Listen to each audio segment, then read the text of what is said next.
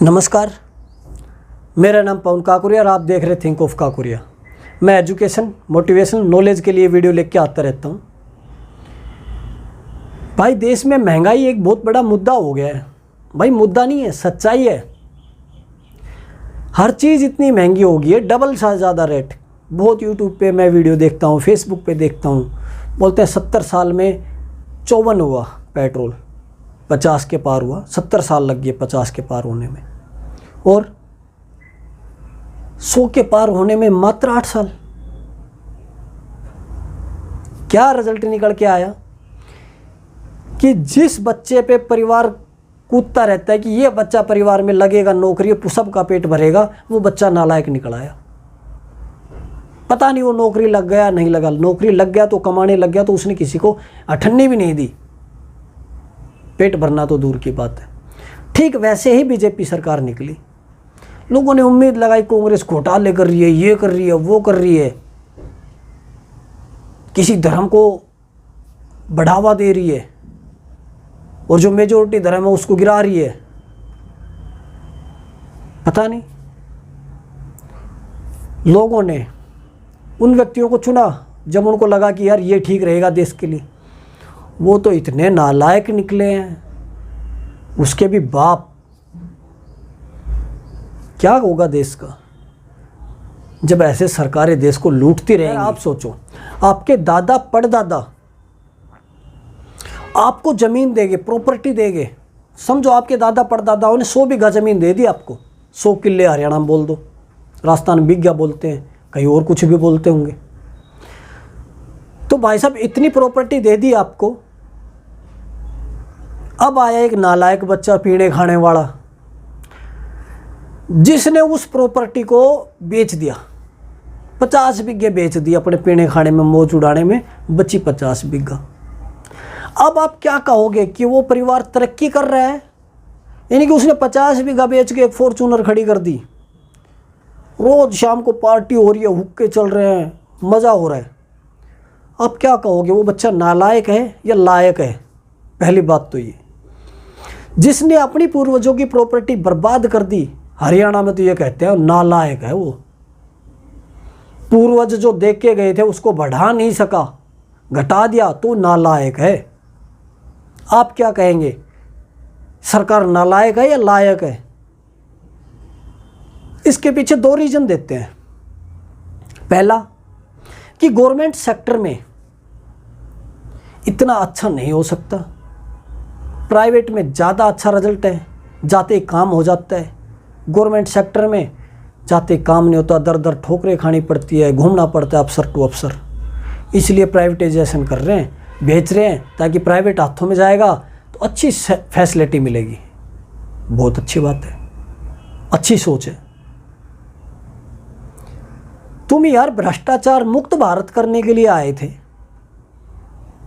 तुम्हें अच्छा ही करना था, और वाकई में तुम इस लायक हो और देश ने तुम्हें चुना है, तो तुम अच्छा करते तो ये अच्छा करो ना कि देश की प्रॉपर्टी बेचने की बजाय उसको ठीक करो, भ्रष्टाचार खत्म करो।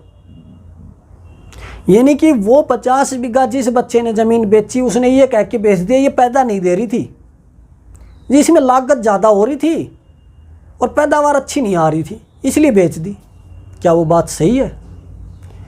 लायक बच्चा होता तो उसमें दिन रात मेहनत करता, जिससे पैदा नहीं आ रही। कि ऐसा क्या रीजन है इससे पैदा नहीं आ रही? उन खेतों में जी तोड़ मेहनत करके और उसमें खाद बीज डाल के और उससे वो पैदा लेता, उसे कहते लायक बच्चा। उसको बेचना सॉल्यूशन नहीं है। क्या क्या बेचोगे जनाब, और कहां तक बेचोगे?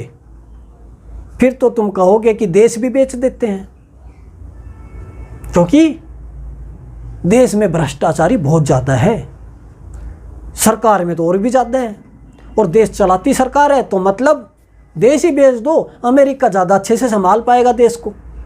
क्या ये कहेंगे? नालायक बच्चे होते हैं वो, जो अपने पूर्वजों की प्रॉपर्टी चाहे वो पैदा दे रही हो या नहीं दे रही हो, अगर नहीं दे रही तो उसमें पैदा लें, मेहनत करें, वो है लायक।